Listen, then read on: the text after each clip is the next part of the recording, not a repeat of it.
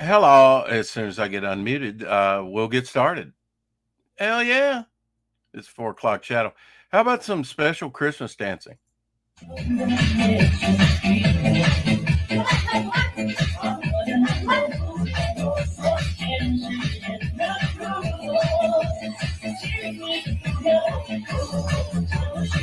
Only on Choppy Ass Theater.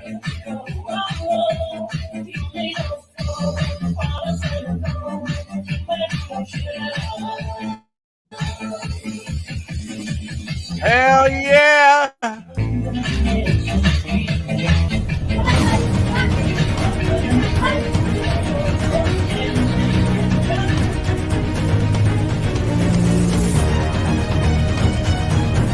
Yeah, we'll get this thing going.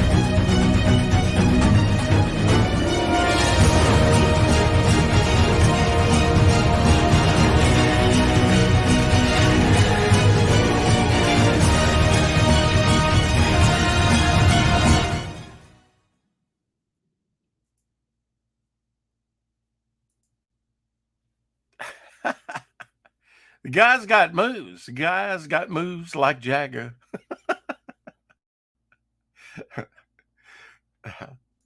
I'm sorry. I get tickled.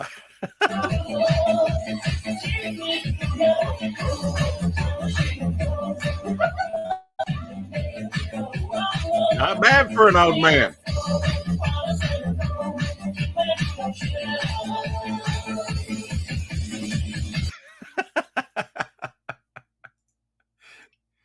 What do you think, Shadowhawk? He got moves or what? Dude's got some moves, man. You can't deny him that. Yeah, he's like a rubber band, man. I'm not sure he's got a spine back there. Elzie will be joining us in a minute. It's like, yeah, we're 7 minutes in. You're not here yet. What the hell? I was just on the phone with him. Maybe let the time slip by. But yeah, very special guest with us today. Might as well come on camera. No, I scare myself. Walter Danley, aka Elzie. He goes by Elzie, so kind of a different name, right? I don't know. I've known him for nearly 40 years, and I'm not used to his name yet. Man, massive news. Should I wait? I probably should. Oh. Just probably wait. How about Castaway? Castaway hit theaters 23 years ago in 2000. Tom Hanks movie. Oh, yeah. What about it? Yeah. Hit theaters 23 years ago. Sean Connery in Thunderball 58 years ago in 1965, the year I was born. It was the biggest money maker for the franchise. Thunderball, their fourth movie. Hail, Chris, and Merry Christmas and a Happy New Year, sir. Well, it's Nikki. Oh, I'm sorry about that. Yeah, starting to show misgendering people. Good Lord. All right, I'm kicking myself. Well, you have till next year for those mistakes. You get a pass. Oh, okay. G.I. Joe, American Hero. Well, yes, but 1970. 1970, I was all up in it, man. I mean, that's what I wanted for Christmas. When I was real young, I was probably about 4 or 5. And probably saw commercials. When G.I. Joe were real men and had synthetic hair, right? Yeah, dude, that's when I was like, remember the Kung Fu Grip when they came out with that, and you could just definitely hang them out and stuff. Yeah, dude, those are so cool. I had the Talking Commander. I still have him. It's slowed down. He probably needs to be taken apart, cleaned, But one thing, the only thing that I remember him saying is, "Enemy planes hit the deck." Of course, now when you pull the strings, he probably sounds like Darth Vader, like. Please, No, he's Crystal like, don't Brook. misgender me. I'll take the jab. I see. Yeah, 11 and a half inches. That's what she said for $2.99. I have all three of these guys, even the black version. Oh no, Carrie. I hate to hear you crying again. What? Who's Please crying? cheer up. Well, welcome to America. Check out that flag back there, my good friend Elzie Danley. Oh, and I Hey. see you got your Heath Ledger Joker standee back there. Yeah, he's Yeah, still in and the package. So I put the upper half and up there. and those ribbons back there are things that you've won for your artwork, right? Yeah, over the years, different things. Yeah. Mm-hmm.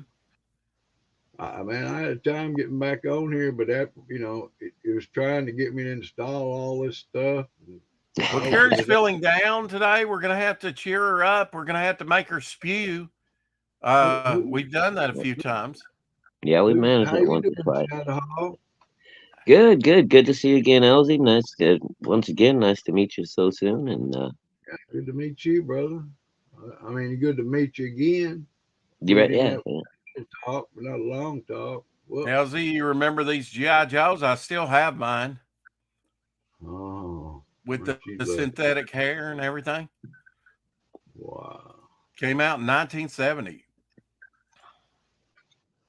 1970. $4.99 and $2.99. Great year. That's only Madonna 53. Like a Virgin, #1 on the Billboard Hot 100. Tango and Cash, with Kurt Russell and Sylvester. Sylvester Stallone? Yeah. I mean, 4 years ago, 1989, Tango and Cash came out. Hey, Rex, look what Robert sent me. Okay, now tell us who Robert is. I know who he is, but Robert Lesher. Yes. We have, got most of our high-end collectibles. A lot of them from him. Yeah. A lot of what I want to show. But he sent this to me. He goes, I called him up. Of course, he's got throat cancer and he's having a hard time. And right, they removed his esophagus, didn't they? Yeah, and he gets fed through a tube. Yeah, but and he has for what, about 6 years now or something. What is that? What is that, Elzie? Cloth patch. Cloth patch. Pink Floyd. Wow. Oh, very cool. I got this light here. It helps a lot. You were showing us some stuff behind the scenes. You were showing us some stuff behind the scenes, and it was kind of dark. So I'm glad you did that for us. I had the light on. Plus this, this one right here, I got out of the garage. It was Mom and Dad's, and it has a swivel on it. Boy, it really helps. See?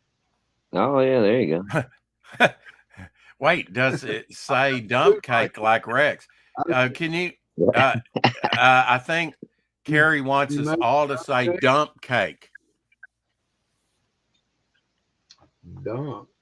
No, dump cake. DUMP. Yeah, that's what. Tell them all about a dump cake. They're good, aren't they? Tell them they ain't never had no cake until they had a dump cake, brother. Made by me. Made by Rex. Yeah. Yeah. Special. Come on, Shadowhawk. Don't be a poser. Say dump cake. This original dump cake for you, Carrie.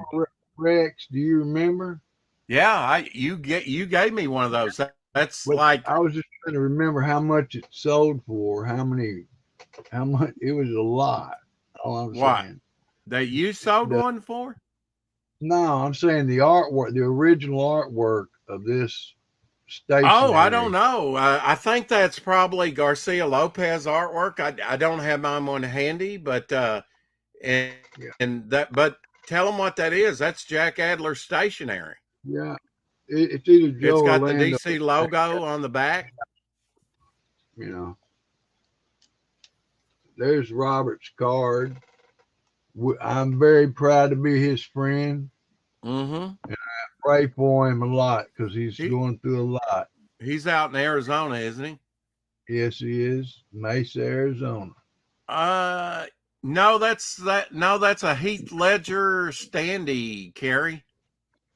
That's a big life size. I think it's life size, isn't it? Yeah, it's life size. Yeah, life size standee of Heath Ledger.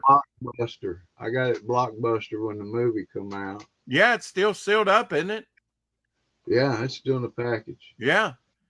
Dan Lawless says, "Thank you for inviting me. Great way to go into the holiday season." I think he's talking to me. Well, it was great to meet him.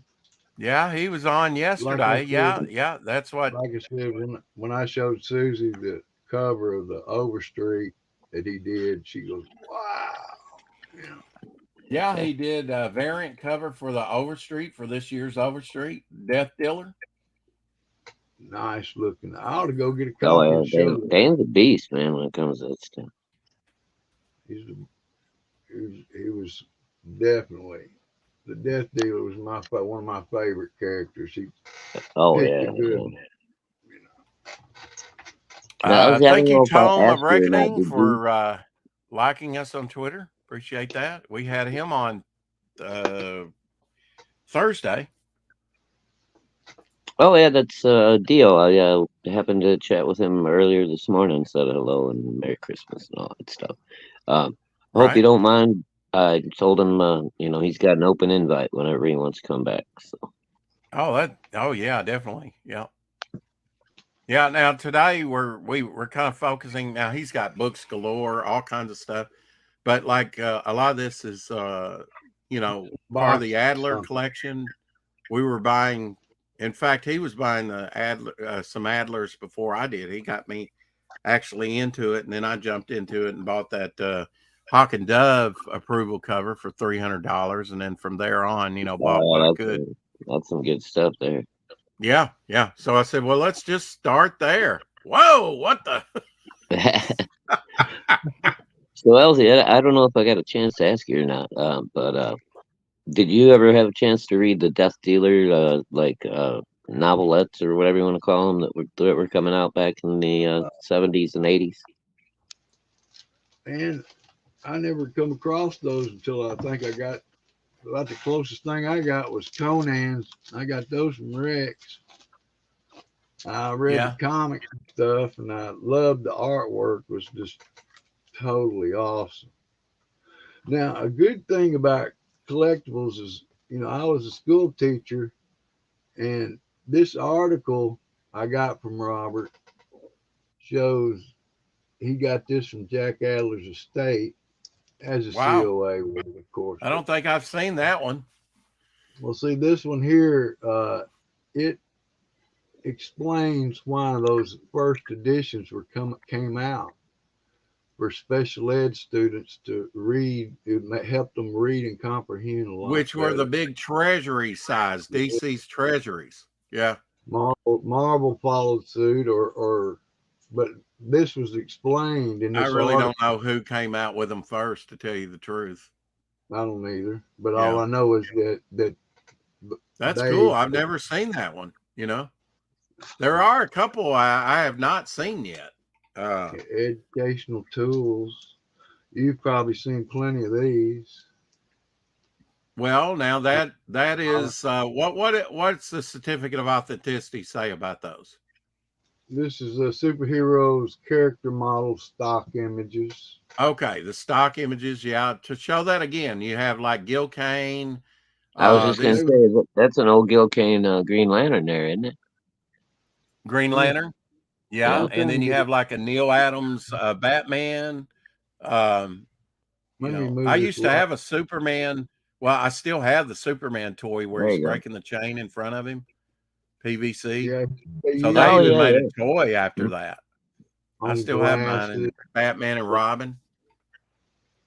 I think they actually made a bank out of that one too. I remember having that as a kid they could have, or a clock. Yeah, all kinds of things. Mm-hmm. And these were the stock images that they kind of used. I think that's Jimmy Olsen sitting in the chair, right? Yeah, it is. The Flash, Aquaman. images were Superman's made dad. for, making glasses and Yeah. things like that, Look at that. Yeah, that's This cool. Was 60s. Hey man, I got a pair. Got a pair of them. But got some Funko Pops and a Conan figure back there too, I see. yeah. I forgot about your box, Conan. No, say it ain't so, Elzie. Funko hasn't gotten to you, have they? Now don't tease me. My gosh. Look at that. Now what is this, Elzie? This is a photograph by Jack Adler of Neil Adams' cover. Let me see if I can get light on this thing. Because he man. was into photography. That's good right there. Okay. Now show the comic. Okay. Let's see. And they'll make more sense of that. This is the photograph of the pencils Right. that Jack Adler did. Now here's the comic book. Signed by Neil Adams. I got a special one to go with it. I thought it deserved it, Oh, yeah. Yeah. He actually took. He would send me cool stuff he got out of Jack Adler's house, like these comic shop newses. Mm-hmm. And I collect a lot of cool stuff. I just like, Mickey Mouse. And then, I go for.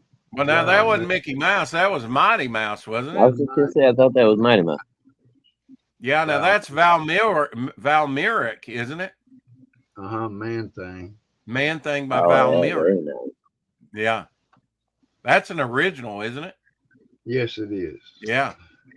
I'll tell you what. This is with a certificate. This came out of the collection because Jack Adler did the coloring, and plus he loves Shazam so much, because Jack used his grandchildren. Wow, you got more oddball stuff than I do with the collection. These all are from the pedigree of Key Comics, the Jack Adler collection. Right, and this is his stationery.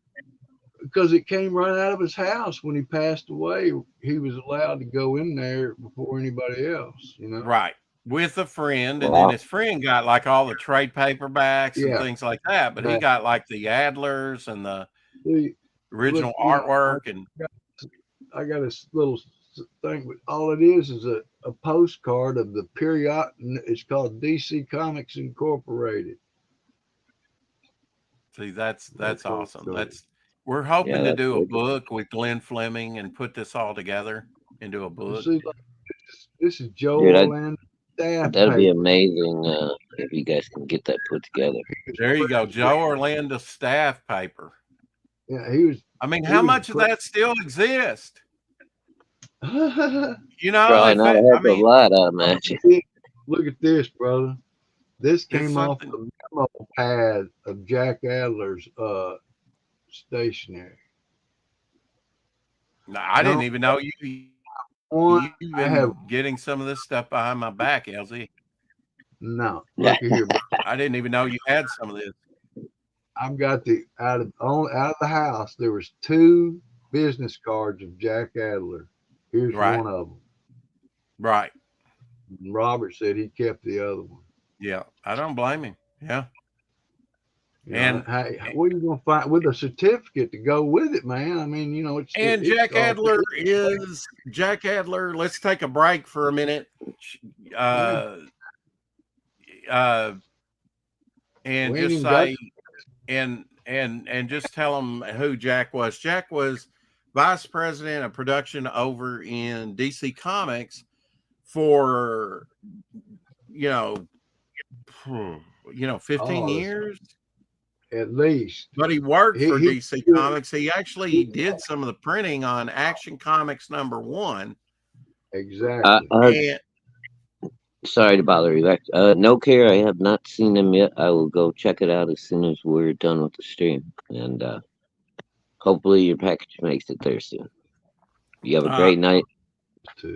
Absolutely. Hey, Apex Comics in the house. Hey, Apex. Yeah, and I just want to give him some background on Jack Adler. You know, what he did is he was always sort of the archives at DC, and he saved a lot of that stuff that would have been just shredded, burned, Which you it know, was.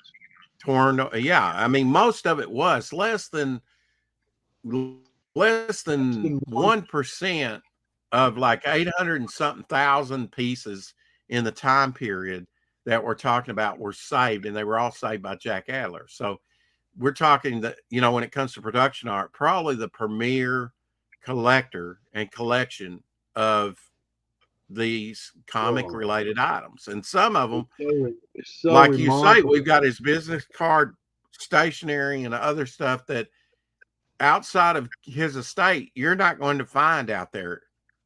It's probably the only, like you said, 2 left in existence, his business card, you know, which at one time might have been hundreds, but try finding one now, you won't, you know.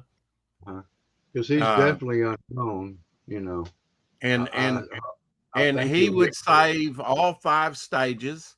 I have the only 5-stage one thing. That was one of the first things I did, which was comprised of a file copy, an untrimmed approval cover, an approval cover, a color guide, and a painted sort of guide. That was the 5 steps of the printing process back then. It's kind of changed now. But let's see some more gems you got there. I know you got some special stuff coming up. How about, you know, what I want to talk about business between you. Look, people have always, we've sold for over 20 years on eBay, just kind of part-time, just to build our own collection. Now look, when people say they didn't use acetates in comics, yeah, this is rip-off, blah blah blah. Well, okay, what about Weird War #5? There's 4 acetates in this piece right here, and that's the color guide. That's the color guide. That's yellow. plastic. They had plastic first came about in World War II. Yep.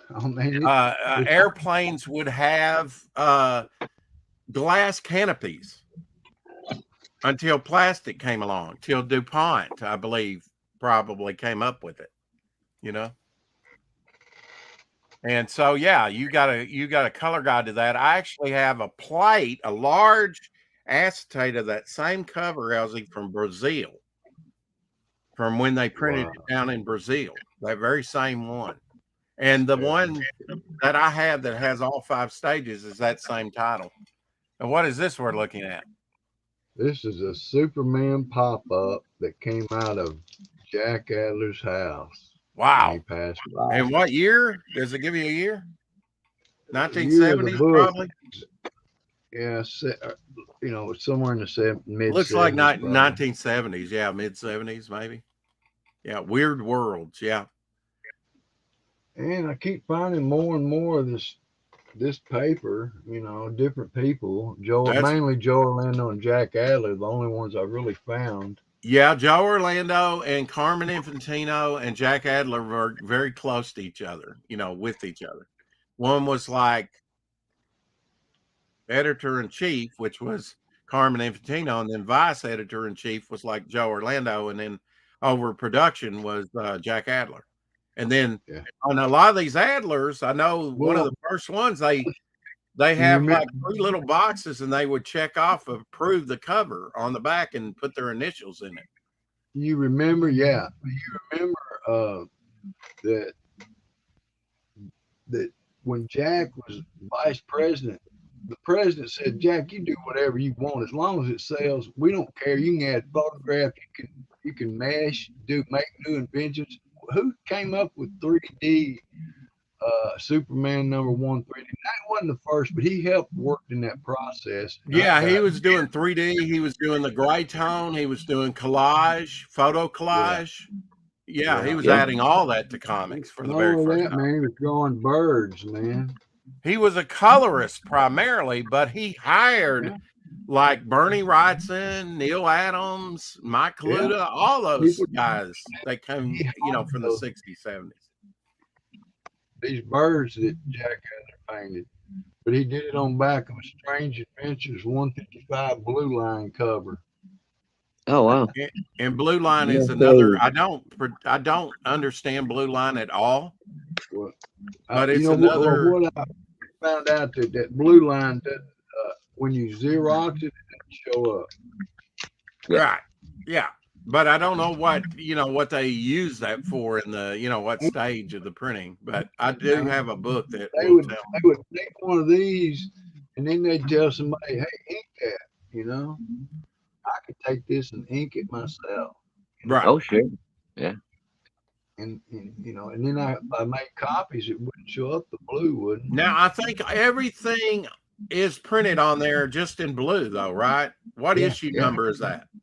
155. 155 of Strange Adventures. I'd have to look that up and see. Blue Line. George says Blue Line is a cheaper proof of the job before it goes to press. Yep. There you go. Okay. Yeah, it's very rare to have two of something. I have one approval cover, probably the only one in the Adler collection that had two copies. Can't confirm that, but usually these are one of a kind items you're seeing here. They're unique. If he threw them in the garbage, if he just had a spout with the and the wife got mad at him, threw them in the garbage, they'd be gone. History. What's this, Elzie? Okay, the industrial arts methods with Batman and Robin on the cover of the Industrial Art Methods magazine. Wow. And that was part of the Adler collection? Dang. Man, this is going to be a great book. Yeah. That we put together, because he's got a lot of oddball stuff that I have forgotten about, and that, I don't think Glenn knows what he got himself into. About acetates, man. Well, they went to Jack Adler's house. Yeah. And they found all kinds of stuff. Wow. Now that's Joe Kubert right there, one of the Star Spangled Award collection. Yes, it is. Yeah. Don't doubt me. Rush got a pretty good eye for that stuff, Ellie. Yeah, I have developed a pretty good eye for it, over time. Yep. I have learned not to doubt. And I don't know about you, Elzie, but I've tried to collect the comics that are part of the Adler collection. Okay, I do too, brother. Yeah, I mean, just because I think it's neat that particular comic was saved, and have an actual example of the book in color, the finished product. I recently acquired, Rex. Remember I told you about the ghost pair that I got? Yeah, the diptych. Oh, yeah. Oh, look at that. Yeah, now that's right up my alley, boy. All right, let me take a closer look. I bet you this is, if you'll hold one close enough.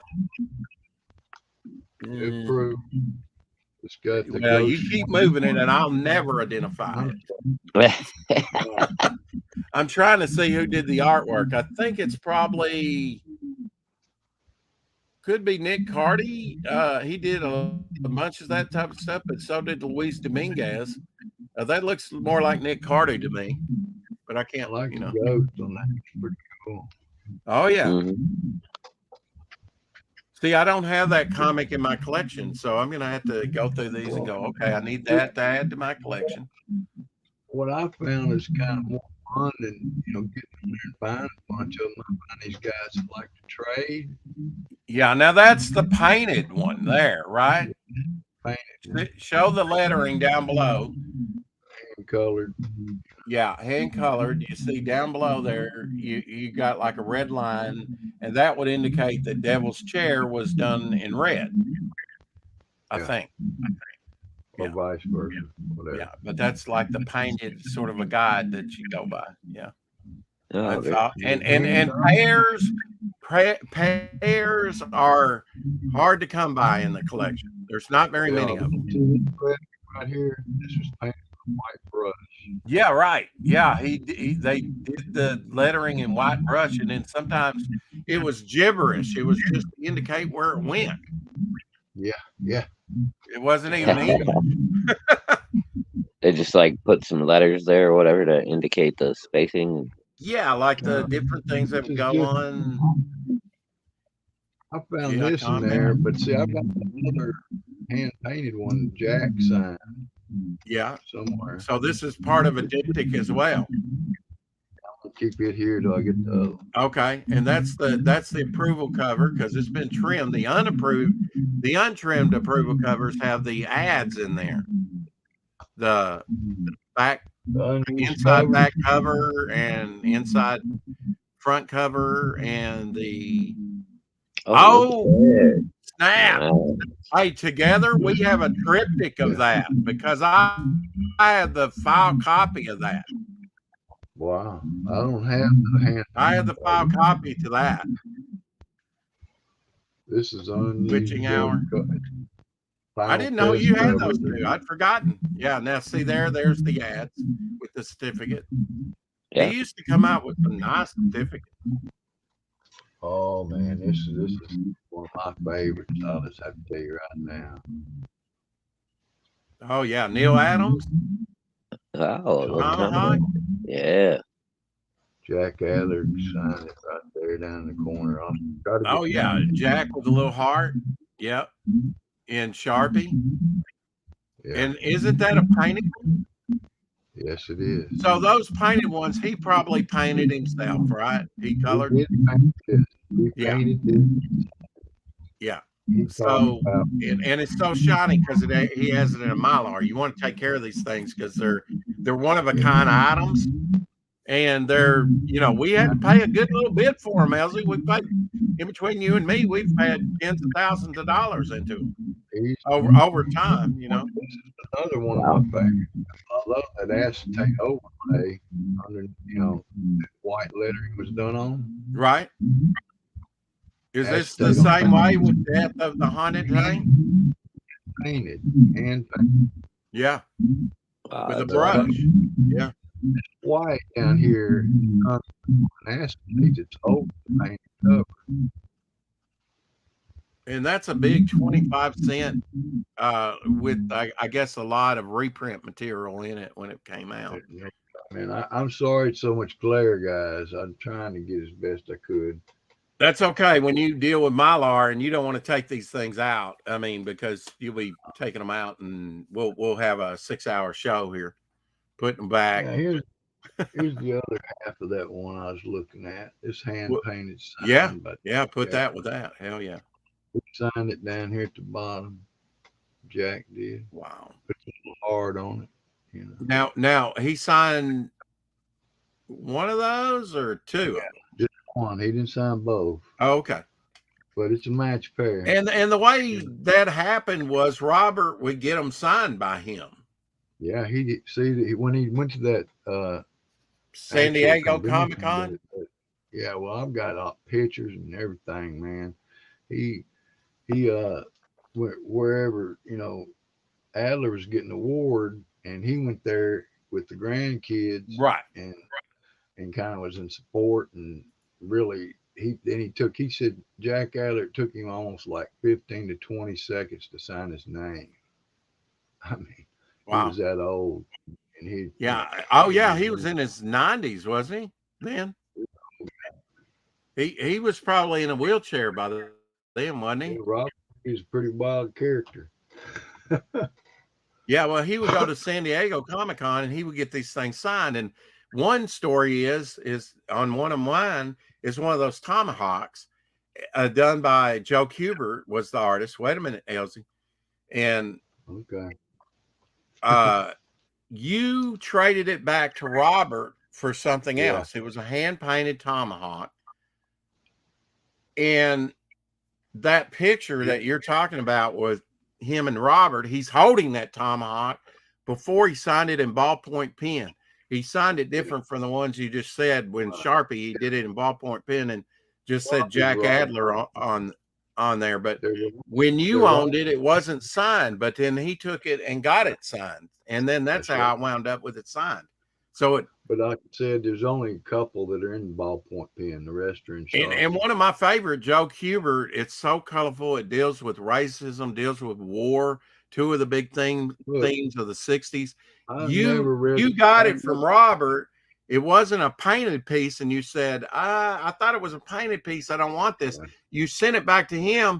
I bought it. It's still in the collection. I love it. I was like, I'm glad you gave that one up. I love it.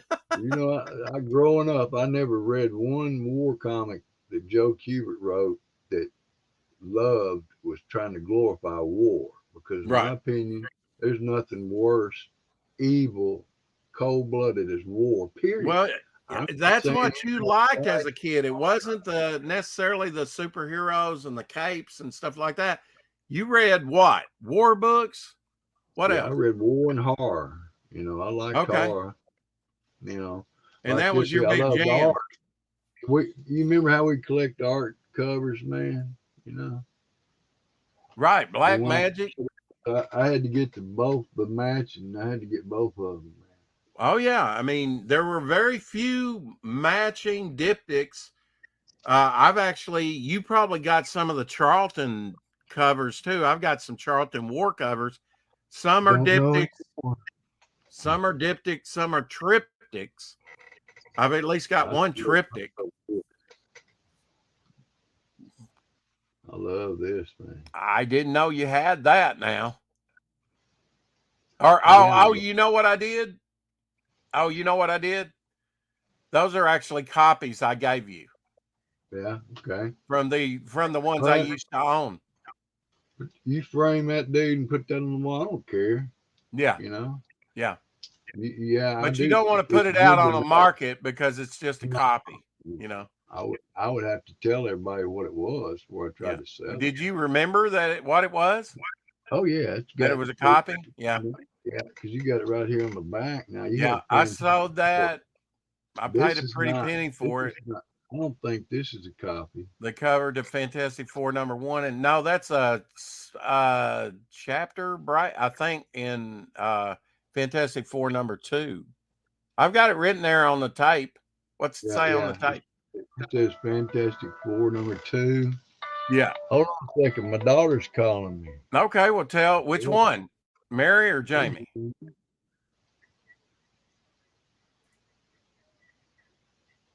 Anyway, it's a good time to do this. Why not? Okay.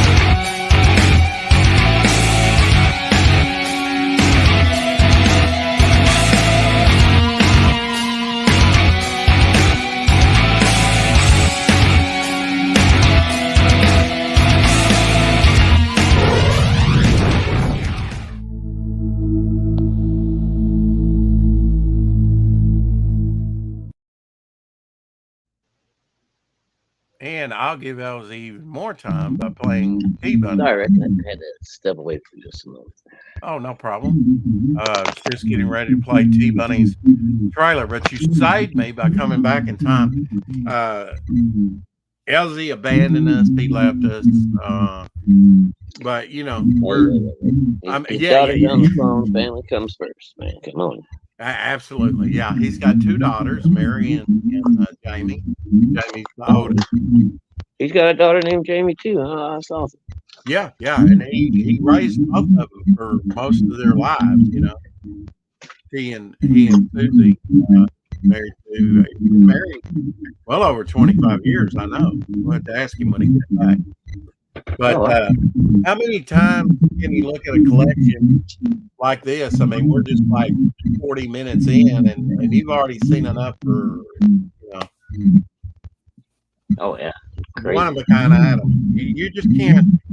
Ah, crap. Well, it's about that time, Rex. I gotta pop out, pop back in. I'm Okay, I'll make sure the link is in the chat then for you. Be right back. Abandon again. I'm going to have abandonment issues, I'm telling you.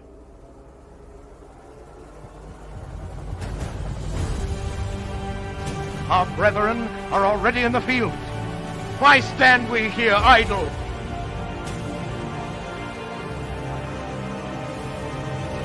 What is it the gentlemen wish? What would they have?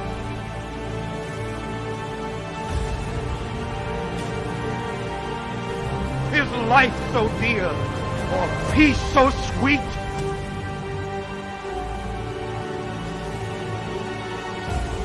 Has to be purchased at the price of chains and slavery? Forbid it, Almighty God.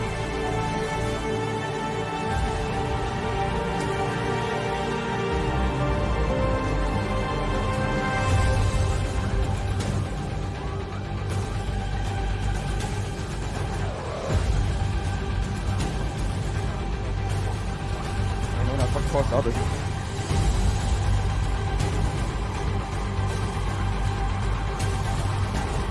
As for me, give me liberty, or give me death.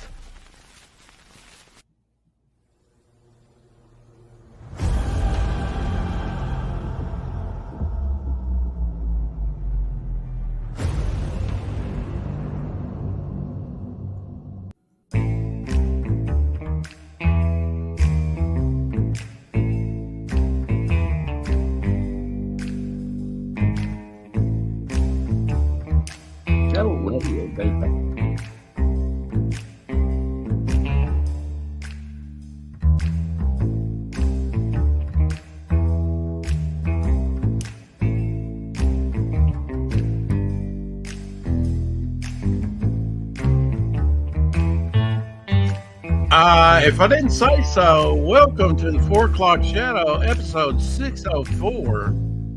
We are here to entertain you each and every day. We might often fall flat on our faces, but we try. So say we all.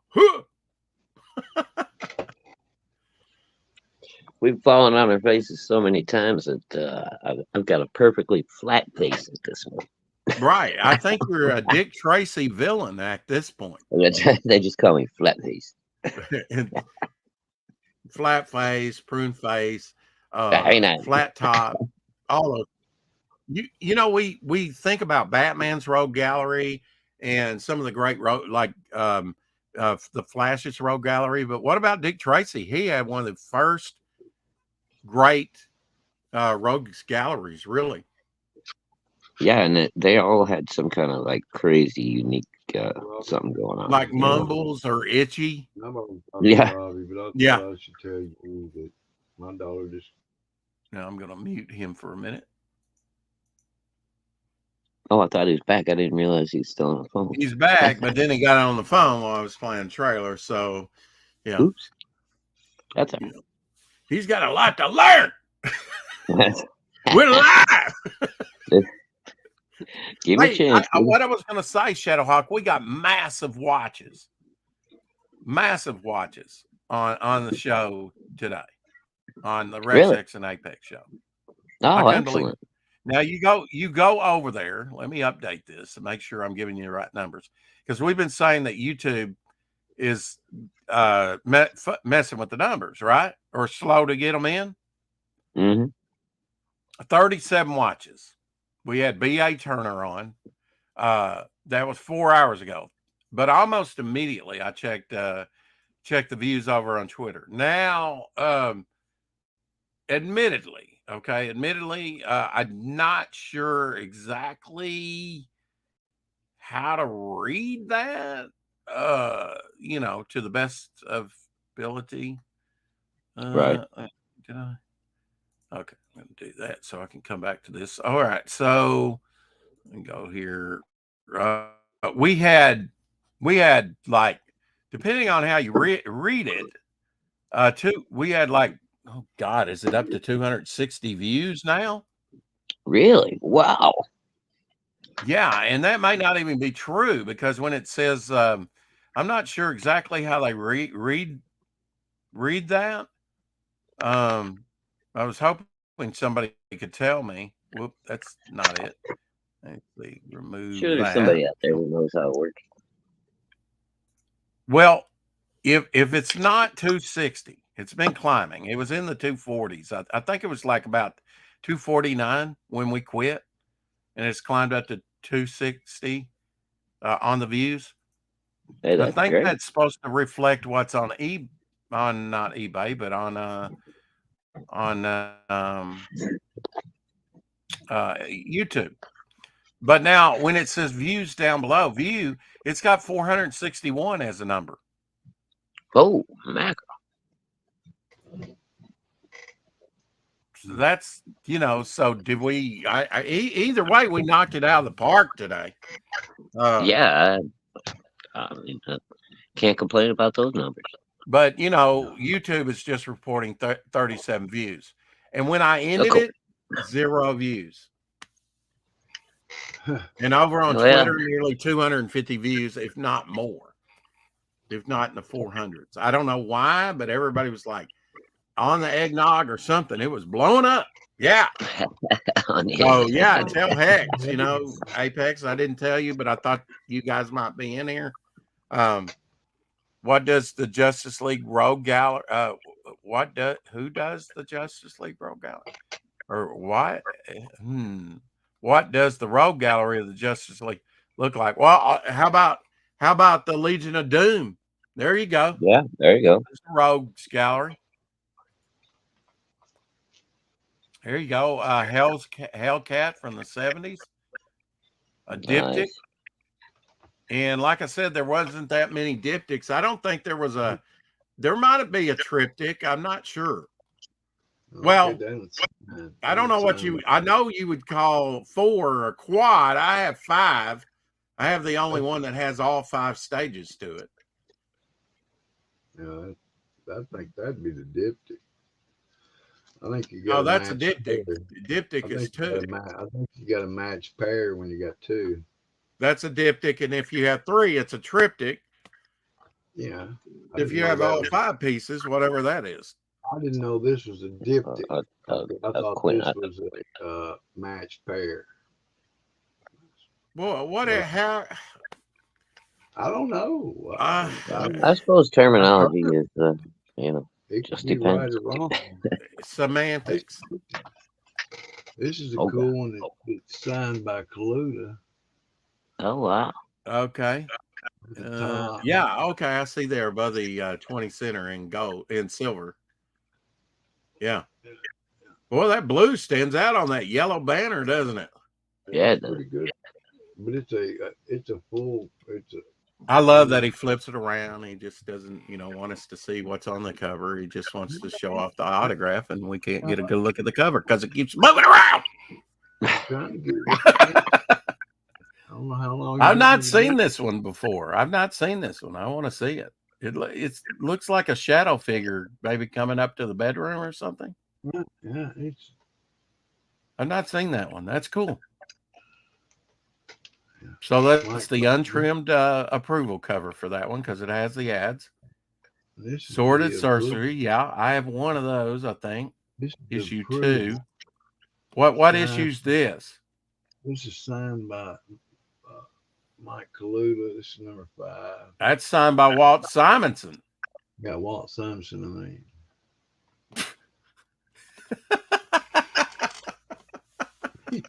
Woo! Yeah. Okay. Big difference. Anyway, no biggie. One of the others. This is the other one that's signed and penned by Jack Adler.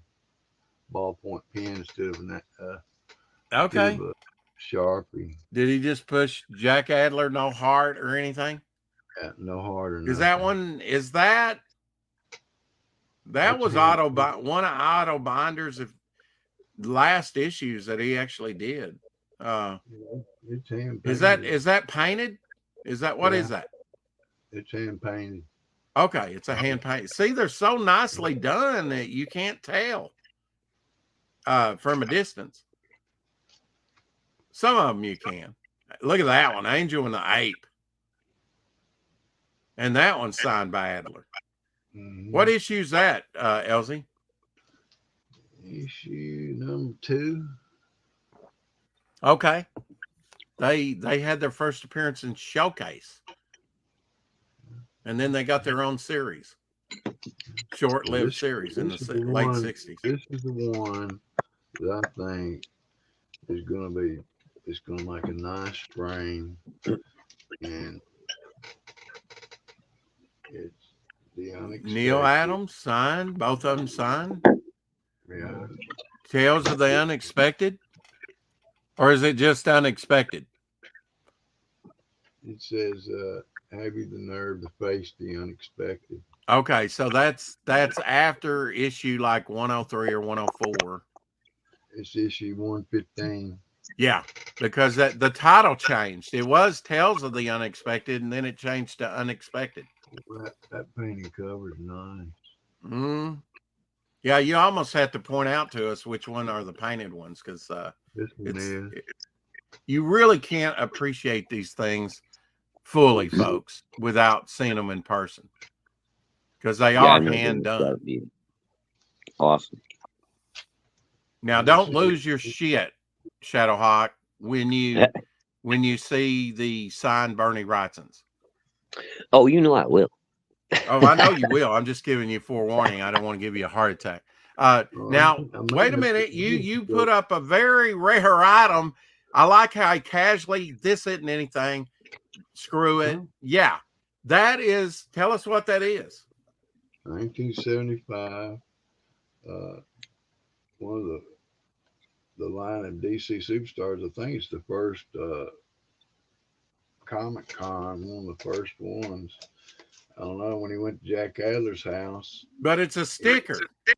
Yeah. It's a sticker. Wow. It's almost a 50-year-old sticker. Yeah, it's a bumper sticker. Yeah. Yeah, you gave me one of those. I have one of those in the collection.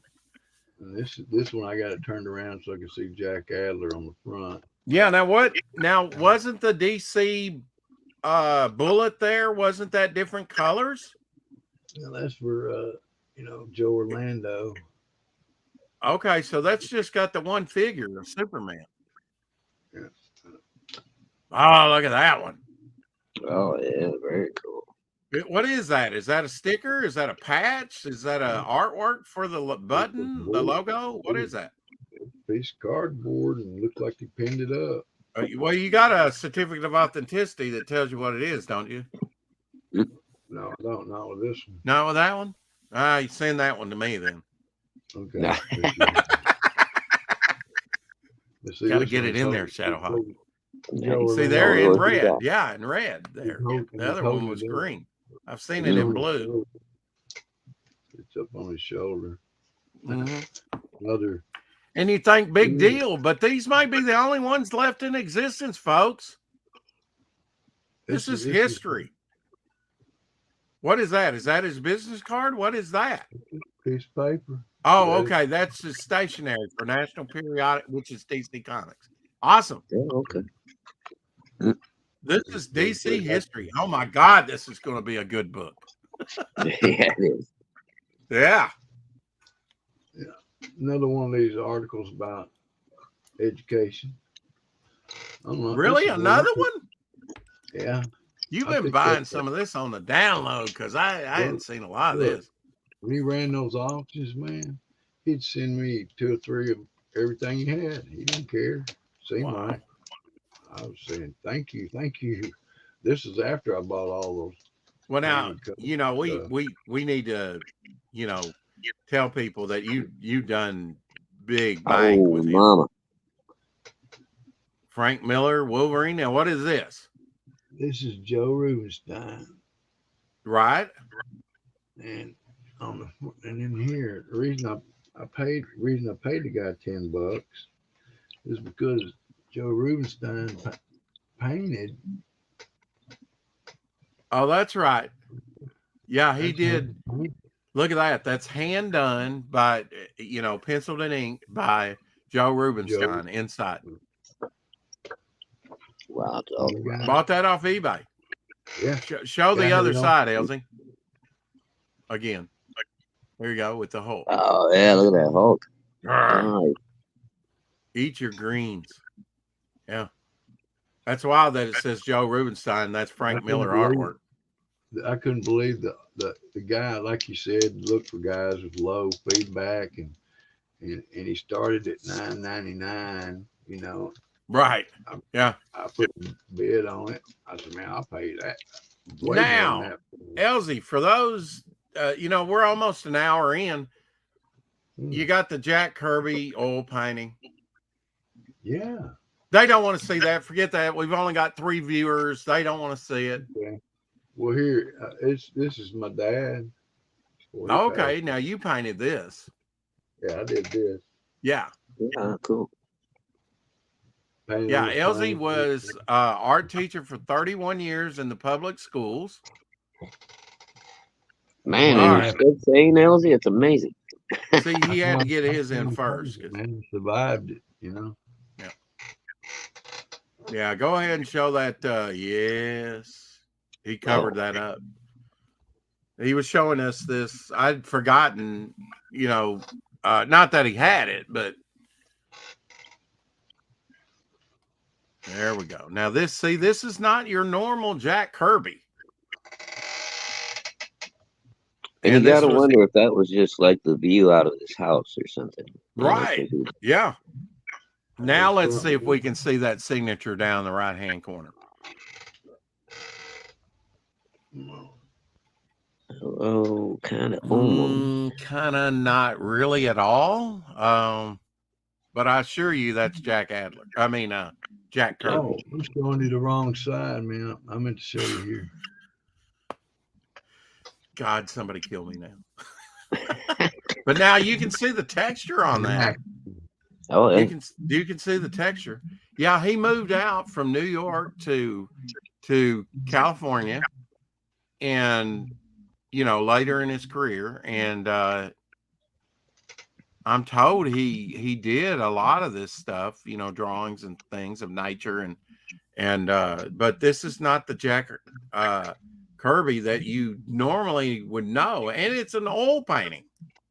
It was a little sticker down there at the bottom tells you about where it was framed. The gallery, yeah.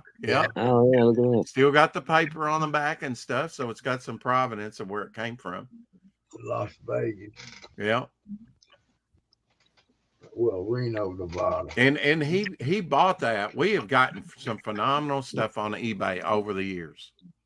Well, 23 years ago. I mean, we were. Is that when you bought it? 23 years ago? Yeah. Now, how do you know that? Because I have a little. I can find it. I got a little notebook that has. I printed out the auctions that. Has it been that long? I guess it has been. Oh, it's been a long time, brother. 23 years ago would have been. It's amazing how fast 20 years goes by, isn't it, Elzie? It was in 2001. I'm calling bunkus on that. I think you bought it a little bit later than that, huh? No, in 2002. I don't know. No, I think it was mid 2000s, but it was around when I started getting antlers. You're right. Yeah, I mean, I remember when you bought it, so I was already on eBay by then, I think. I like some. There you go. This is the one that's laminated and found in Adler's home.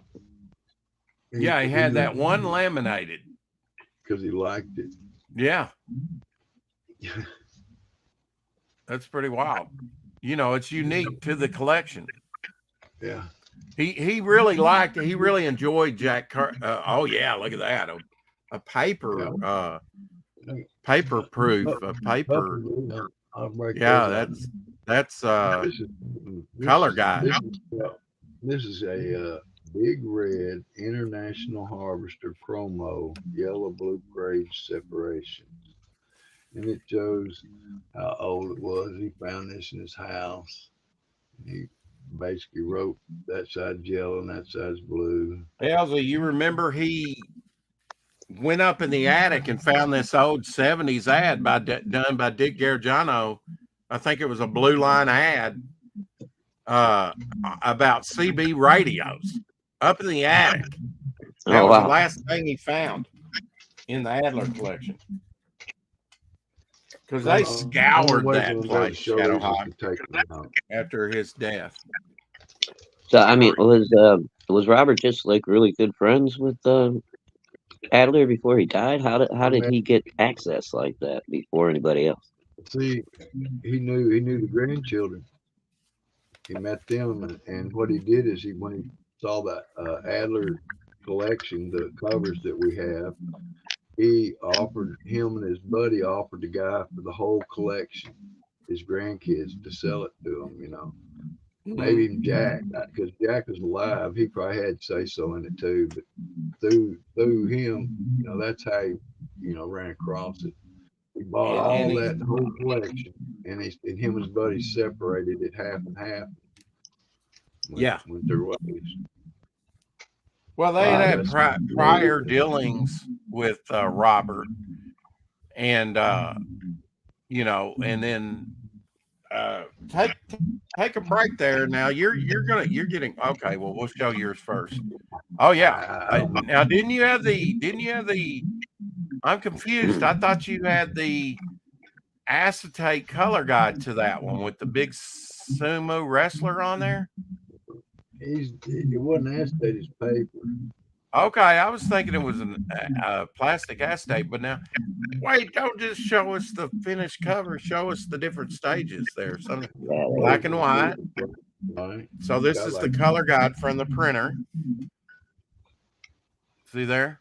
No black line, just the colors.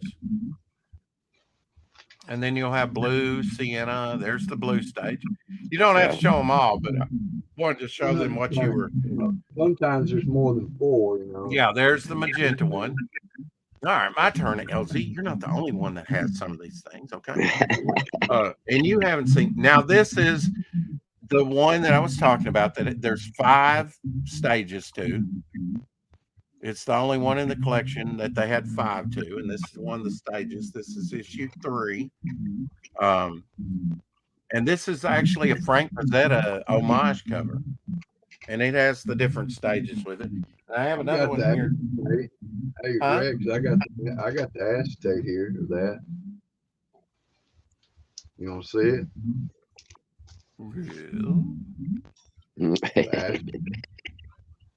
Let me see if I dig it up. See, he's a camera hound already. He got to dig it up. Moving on. We can't wait till you dig things up. I could show 5 or 6 items in that time. Well, I didn't know you had that. I got this. Inferior 5. Yeah. Done. Also like that. Color guide. Sometimes they're on acetate. Sometimes they're not. This is Gray Morrow. That's a good one. Yeah, with the oval, and then it just looks like it was done in grease pencil and stuff. You know, very choppy, sketchy. Love it. That's a beauty, man. I like probably the only Gray Morrow in the collection. You know. That is. I bought every cover of that I saw the comic. I bought it. Now Elzie gave me this one. This is Ghost number 14. This is Nick Carty. Very cool. And then after Bernie Wrightson, you know, you had, I know I've shown these before, but maybe we have a new crowd here. This is right after Bernie Wrightson, the very first person to work on a cover was Luis Dominguez, and this is Luis Dominguez. Yeah. One of my favorites out of the collection. Really, look at the mood and mist and stuff in that. Oh yeah, great. Of course, I'm a sucker for Swamp Thing anyway, but it's not my only Swamp Thing. There you go, Elzie. Korak, Son of Thunder, Son of Tarzan, rather. That's by Joe Kubert. A lot of these are 20 centers, but some of them go later than that. Rima, the Jungle Girl, number 3. That's another Joe Kubert.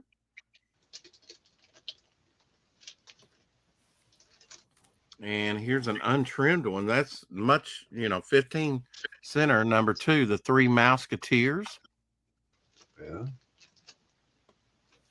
And the colors just pop on these. Here's a 52 page of Star Spangled War Stories 162. Yeah, And this is actually a redo of another cover that Joe Kubert did back in the 50s for Strange Adventures. This is actually a modern redo that he did of his own cover that he did back in the 50s. Same premise. And this is when they were giant size and 25 cents. And Inferior 5, number 1. I went after the number 1 issues. Love that cover. They made this is their second appearance, checker top cover. They made their first appearance in Showcase. Wasn't very many of those showcases, as I remember, if any at all. Here's the very first one I bought, Hawk and Dove number 1. Like I said, I paid $300 for it back 20 years ago or more. Very few number 1s. Very few number 1s and very few Steve Ditkos. I got the Jerry Lewis books. Wow, great timing, past Master Dan. There's Neil Adams, Jerry Lewis. Approval cover. Number 104. You don't think of Neil Adams doing Jerry Lewis, but there's the production art for that. Good timing, past Master Dan. Do I have any of the Jerry Lewis books? I think out of 30,000 comics, I do not. I don't think I have one. I don't even have any Bob Hope. I've got Don Rickles. Oh, here's one, Elzie, of one of the stock images by C.C. Beck. Shazam. You would see stuff like this on, and I may even have like him flying here on a 7-Eleven cup. Oh, and this is the one, Elzie, there's my stationery that you gave me. And then here's the one you traded back and then I bought. Look how colorful that is. Yeah. Dealing with war and racism. You were crazy to trade it, but you're lost. It's my game. This is, well, I'm sorry. This is one of my favorites. I'm not a big time war person, but look at the color in that thing. Yeah. Look at there was a lot of work going into that. Plus it deals with 2 of the themes in the 60s, racism and war, You talk about stock image. I'll show you one painted. Here's, you see his name right there. Really good. Jack Adler. That's normally how he signed those things. That's Our Fighting Forces, number 145, with the losers, which were Captain Storm, Johnny Cloud, Gunner, and Sarge. All right, back to our guest. I don't want to take up all the time. Ooh, he's taking a drink, so it gives me more opportunity to share a number 1, but done by Jerry Garnetti. He did a lot of those war books, but he also did Champion Sports, number 1, and the inker on it was Craig Flessel. Do you know Craig Flessel? He was the creator back in 1939 of the original Sandman. 20 center. Just unusual, There wasn't very many number 1s, so I tried to snap them up, And you showed that Unexpected. Well, this is the final issue of Tales of the Unexpected.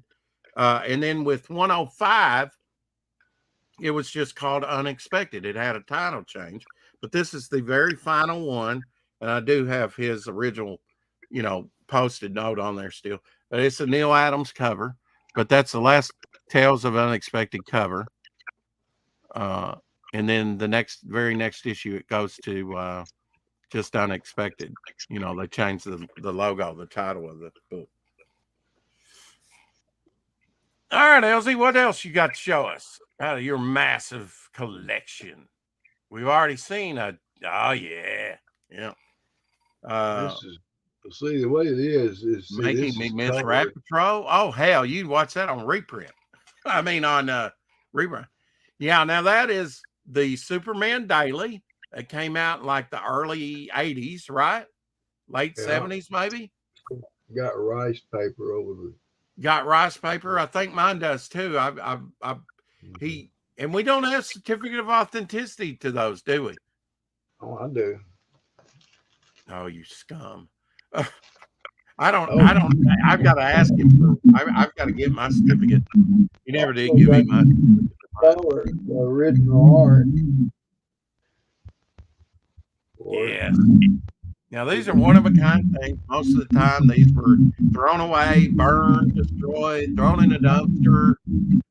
Every now and then, Gil Kane would come in and steal some of it and take it home, I'm told. But now that was probably a marvel.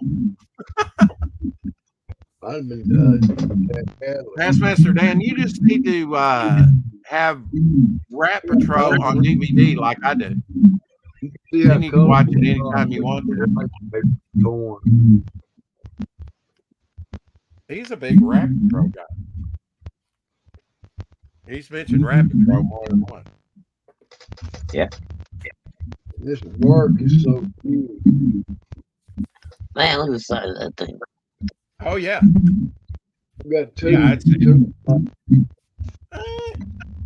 That's larger than your 17 by 11 Shadowhawk.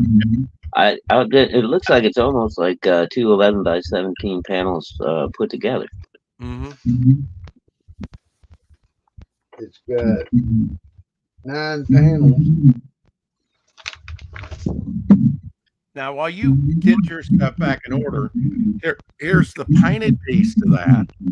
And sometimes, like this one, got 2 staples up here. Steel staple, you know? Oh, wow. And see that number 3 issue is just hand lettered in. Does it have anything on the back? No, it's the painted piece. You know, sometimes they put a little label on the back. Oh, I would have to take it out to see that. You mean like the approval? Yeah. And I found out this was a Frank Frazetta takeoff. Frank Frazetta back in the 50s did a similar cover to this. There you can see the crispness and the sharpness, the difference between the painted and the printed. But without this, you don't get this. You know. Right. And I have all 5 pieces to this. On those painted covers that you're showing, is it strictly the cover, or did they paint the whole issue? Well, or was that just the painted guide? Well, yeah, they would have a color guide, I guess, to every. Now, he only saved covers. There were no interior pages that I know of. Was there, Elzie? No. No. And take some. Now, I'll show you a real quick.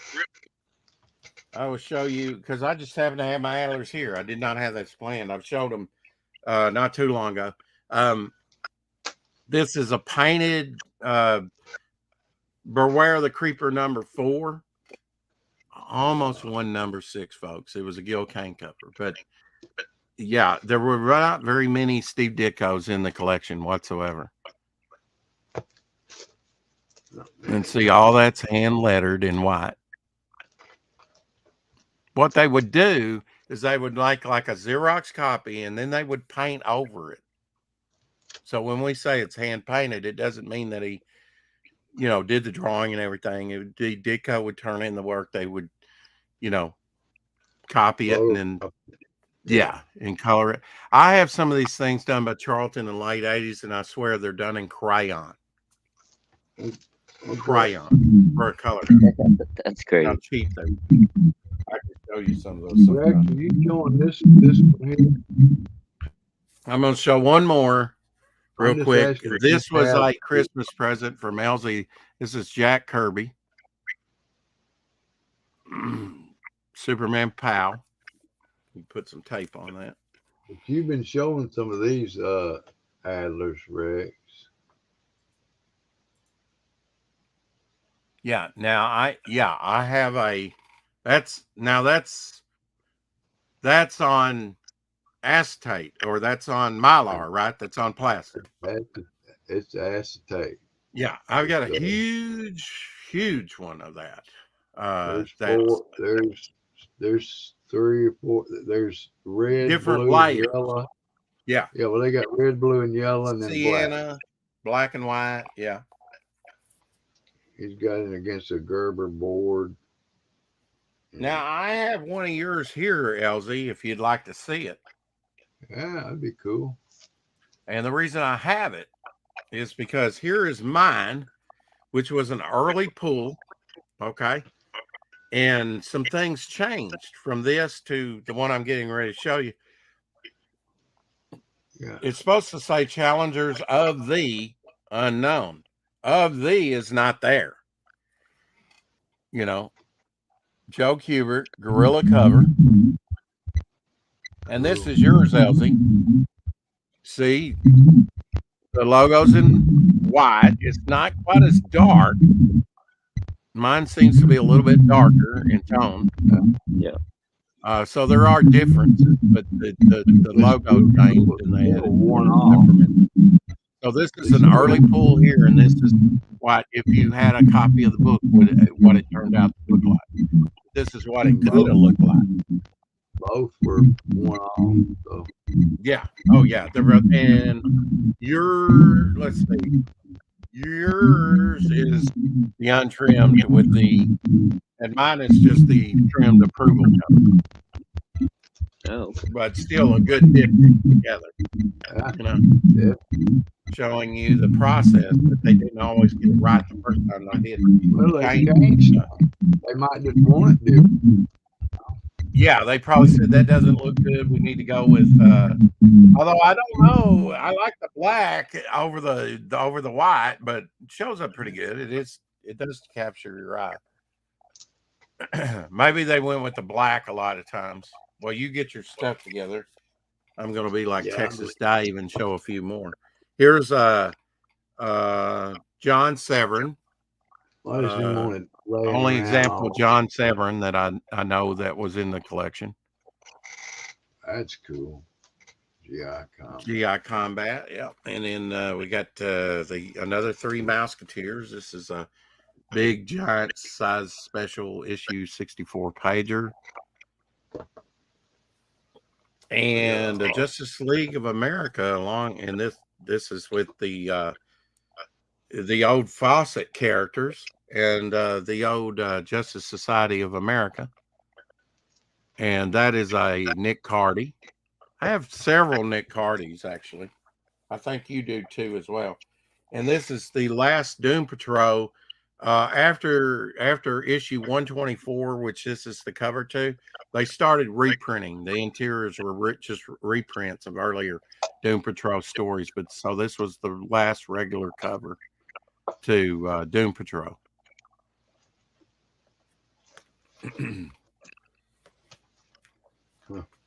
You ready, Elzie, to show some more? Here's Inferior 5, number 9. I'm ready. Inferior 5 for the Mummy. All right. I'm going to show one more because it's signed. It's hard to pick. This is kind of a partial gray tone. House of Secrets, signed by the artist Luis Dominguez.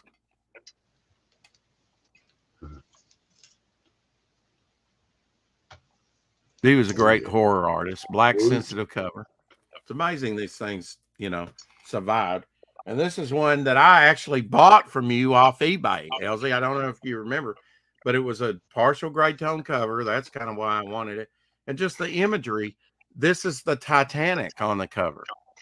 Yeah. The sinking of the Titanic. Yeah, I got that cover. I said, I got to have that one. That's issue 2 of Weird Mystery. Uh-oh, we lost Shadowhawk. Oh. Let's see. Where'd he go? Showing some one-of-a-kind items here. It already seems like we've shown a ton of stuff. Yeah. Which we have. But we're Jack talking years of collection for us to get this stuff. It didn't come overnight, did it? What's that you just held up, Elzie? the cover for the Superman 3D number, That came out in 19. 1953. This is Jack's own cover. He saved it, put it on a board, and he found it in his house. So And that's a cover from the comic book. Yes. That he mounted on board to save. Yes. From the vintage 1953 3D comic book. And now you have on eBay, you have for sale some plates, some negative plates to that, don't you? About 10 of them or so?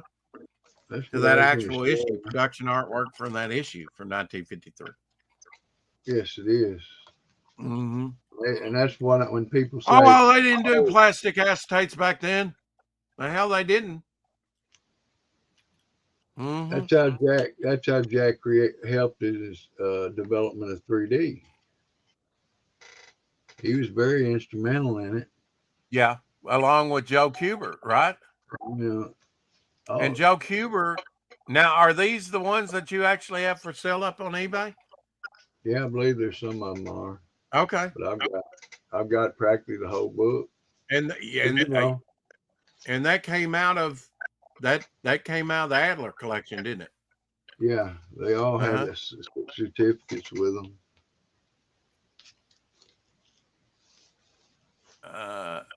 Shadowhawk says, "Sorry, fellas, my phone has been in pain. I'll be in the chat. Maybe pop backstage if you feel like it after the stream." Now, Elzie, you had mentioned No One Dies Today. This is what I thought you were thinking about. And actually, this was on the showcase, kind of like the DC Essential cover. I do have a couple of those that were actually picked. They're both Nick Carty for the big, thick reprint books. And this is on the cover of one of the showcases. This issue 208 of House of Mystery by Nick Carty, and it says "Closed, No One Dies Today" on it. Oh, that's wild. And what's wild is that Nick Carty always put little kids on his covers, There's some kids in line there's a line of people that goes into infinity, and he stops, he gets in front of the line. That's when he yells, "No one dies today," to death. Okay. This is Hawk and Dove number 3 by Gil Kane. So I've got the Steve Ditko number 1. I have number 3 here. And you showed earlier, Elzie, some of your signed Neil Adams. Here's one that I bought down there, signed by Neil Adams. I just like that he had a canvas there on an easel, for that Superboy.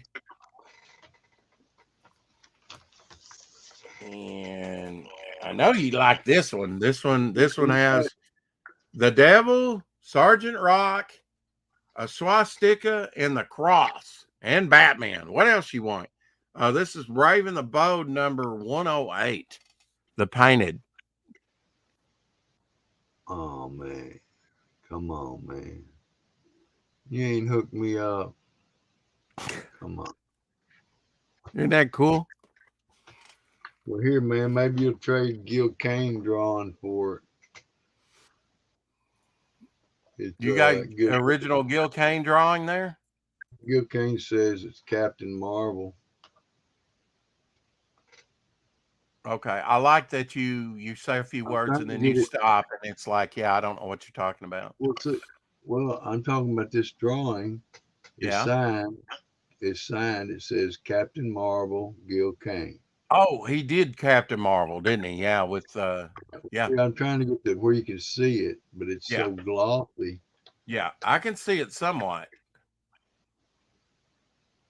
I love that you try and help it along, and it makes it worse. No, I'm being hard on him. Yeah, I can kind of see it there. So is that what is that? Is that like a study for a cover, or he's got a point, and he's got like perspective lines coming out, right? And below the giant, you see a giant figure. See that big head, right? Well, below it, you see the boy diving. You see him? Yeah. Now Rick James used to, have bracelets that he would slap together and he would become Captain Marvel. So that might be Rick James. I don't know. The Hulk's friend. Ah, look at that. Now is that John Buscema? Oh, yes, it is. Figure work by John Buscema. They're signed up there above, yeah. And that's an odd cut piece, isn't it? Yeah. Guy with a shovel. We hope to do a John Buscema book as well. Those are awesome pieces, just in themselves. It's amazing the stuff that he signed and got out there, and sometimes it was oddly cut. The fluidity of his work, that's what I like. No, he's definitely into the gestural. He could just draw. He drew like he signed his name. That's the way he drew. Pastmaster Dan says, try putting a dark sheet behind the image to enhance it. Okay. Let me see what I Light passing through makes it opaque. Hard to pitch up straight pencil on camera sometimes. Yeah. Yeah, there you go.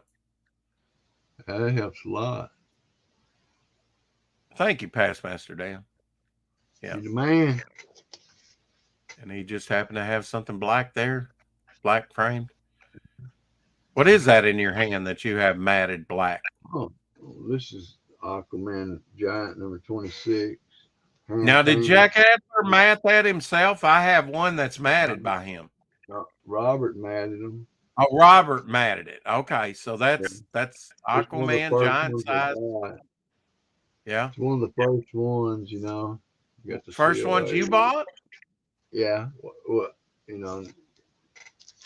Well, I thought you bought all war stuff at first. Yeah, well, that was the first non-war that you said, "Hey, why don't you get something besides all war?" Right. Yeah. Okay. See here. Yeah, well, he's looking. I'd sneak in another one. Dan. First appearance of Black Orchid in Adventure Comics. That's a key, Adler, wouldn't you say? I would say. Actually, they had the first in the Adler collection. They had the first 3 appearances in Adventure Comics. Or first 3 appearances, but I only sadly could afford the first one. I would have loved to bought the others, but and they may still be available. He might still have them. Hey, Justin, happy early birthday to you. We will be celebrating it the other day. Coming up next week. Yeah, now this is John Buscema some more. Yeah. Mm-hmm. He liked day-to-day things, right? Capturing people in pencil. Like he liked to do all kinds of double-sided. Look at that. Is that something just like a city scene in the distance? Yeah. Or is that a building? It's well, actually, I need to turn it the right side up. Oh, there, yeah. That might make sense. Okay, I can see the buildings and the pedestrians and the car. Yeah. That's so cool. It's just on the other side of it. Yeah, we're going to have to compile all this stuff into a book, man. I think people might want to buy it and just keep a record of it, When I saw it, I did. Oh, definitely. We jumped on that like stank on a skunk. This might be a self-portrait of Nick Cardy on a cover. I really don't know. From Beyond the Unknown, there he is at his art desk and his creation's coming to life. So that may be a little self-insert of Nick Cardy on that cover. And then what's so cool? Uh-huh. Some of these drawings that I'm fixing to show one that you can see the pencil, and then he inked it on top of the same type of style. Okay. Well, now something we haven't shown, you show Blue Line, and we've shown other stages. There's also silver prints. This is a silver print done by Luis Dominguez. And look here, little sleight of hand, Elzie. Huh. They're both Adlers. This is the silver print, and this is the approval cover, trimmed approval cover in color. Sweetness. Luis Dominguez.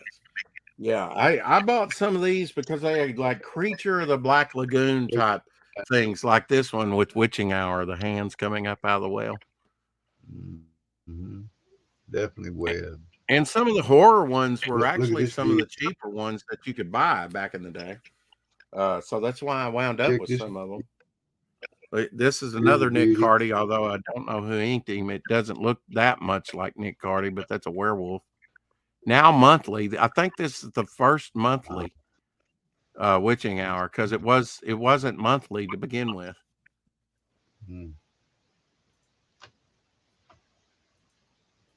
All right, what you got there, Elzie? Is that another John Buscema?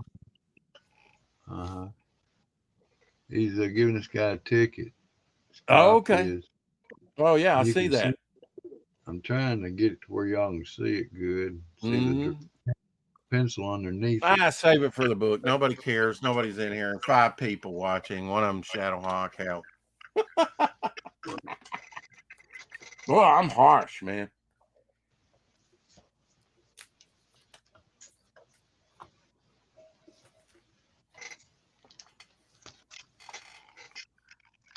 See, while he puts it up, I'll show something else. Here's another stage to that weird war. This is the one with the printed ads. I like to be early, Shadowhawk says. Thanks, Shadowhawk. It's this Thursday. Yeah. Tomahawk 122. I can't remember who did. If I have one criticism, I wish on the COAs, Elzie, that they put the artist's name. Yeah, well, you got all that killer guide. You can look it up. Oh, I can look it up. Yeah, and I think in most cases they probably know. And then here is the diptych of the one I was talking about. I actually do have a triptych. Well, I don't know what you call 5. I have all 5 stages on that one. But now this is the signed Bernie Wrightson. And this was actually used for the showcase cover. Signed there by Bernie Wrightson, the painted piece. You finally going to be 21 so we can go drinking. And then here is, this is the unsigned one. Well, I don't want to say, so here's the diptych. Now this one here, I have another one that goes to it. So I'll put that by the side. But now the Son of Tomahawk, there we go. So here's the approval cover. Joe Kubert artwork. And it was a 52 pager, mostly reprint material from some of those old Son of Tomahawk. Not Tomahawk, but this is Tomahawk. Always me a Pale Rider. Huh? It reminds me of Pale Rider, And this is the one I was talking about. You traded back to him. He got it signed, and I bought it. And he signed it in ballpoint there. Well, it's good that it got improved. Yeah, exactly. And this is the one he's holding in that picture. And I have a notation here signed by Luis Dominguez that goes to another issue from the last time I showed him. So I need to put that on the proper cover. But yeah, this is the painted for that. So that's a rare diptych. What else you got, Elzie? I'll show you my triptych coming up here. I made it. Did I show this one already? Well, here's this one here. The old lady. Oh, wow. That's a nice portrait. Makes you wonder who that person was. Yeah, I don't think there's any. Oh, there's another one behind it that's signed. He signed both sides of this drawing. That's awesome. He drew something else. I'm gonna have to see what it is. Yeah, well, you do that. I'm getting my stuff organized here a little bit, so I can get it unorganized later. All right. I got a triptych here to show here in a minute. Neil Adams. You miss an episode of 4 O'Clock Shadow, you might not be missing much, but then on some days, You never know. you don't want to miss. Just saying. Oh. We're showing the goods today, man. Signed stuff. Superman. One of a kind. What? Oh, yeah, that's from Blood of My Ancestors. Blood of My Ancestors. Yeah, that was the last thing Gil Kane worked on, and John Buscema before they passed away. That's the cover. Yeah. That was the cover idea, the sort of Samson. I think I gave you one. You did. I've got a couple of them right here, as a matter of fact. And that was on the back. That was on the back of the old woman. Oh, okay. Wow. And both were signed. Well, there you go. That's a twofer. You're gonna have to charge double for that. Bernie Wrightson signed Sword of Sorcery. This is issue 2. You showed one earlier. Oh, that's sweet, man. I actually have an 8.5 CGC graded book of this one. I have number 5 that Mike Kaluta signed. All right, and then here's the other one to that diptych, signed by Bernie Wrightson. Oh yeah. Like I said, this particular cover was reprinted for the cover of used as a cover most recently on the showcase book. But there's the diptych, the painted, and the approval cover. We're showing thousands of dollars worth of stuff today, folks. Here's some of those stock images of Superman that you might have got on your Slurpee cup. I got any number of things. I'm pretty sure this and a few of the other images are Kurt Swan artwork. Kurt Swan drew Superman for over 30 years. This is one you gave me, Elzie. Turned out to be a key issue as far as that character, I think. First appearance. We like it, man. Wonder Woman. Like all this stuff. Some of them, like this has a little notation up there, right there. And sometimes they have notations, staples. That one has a stain. Some of them are in better shape than others, but just that they exist, that they weren't shredded, that they weren't thrown away, it's amazing. Here's a triptych. Now, here is the finished product, Elzie. This is the file copy from DC Comics. That's cool. It's a big 48 pager, 25 center with Dr. Fate and Neil Adams cover. 2 Golden Age thrillers, Robot Man and the Ghost Patrol in the background. Did you see these for them all? And then yes, for these I did. And then here is the trimmed approval cover. So I got the file copy, the approval cover, and the painted. Yes. So quite a bit of difference in those. But remember, too bad they're not signed by Neil Adams. Remember this little bitty one here that we debated whether that might have been Sal Buscema or not. It's a little bitty drawing that John Buscema did. Mm-hmm. And he even signed it. Oh, yeah. Yeah.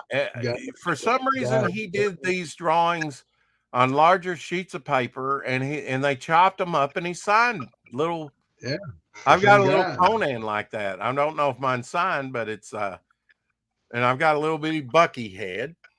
This dude is from Superman. I mean, some Superman that he did might have been Blood of My Ancestors, but it's not. It's just looks like a businessman standing there. Uh-huh. With stuff around him. And I think if I opened it up, there's a drawing on the back side. Yeah, a lot of these had drawings on the back side. Yeah. So this you is know, one of my favorites right here. Yeah, he like inked that one in. He just drew it straight with a Sharpie. He didn't even draw it with a pencil. He just did the whole thing without anything. He just drew it with a Sharpie. There's no Well, we had pencil on it. Russ Leach on and the other day, and he's a big fan. That John Buscema's his favorite artist. Maybe one of mine too, buddy. Oh yeah, I love his gestorial stuff. Here's a rarity. I like this one so much, Elzie. I bought it from Robert twice. Wise. Which is very rare that there's actually two. But one of them may be an early pull, but I can't see any differences between them.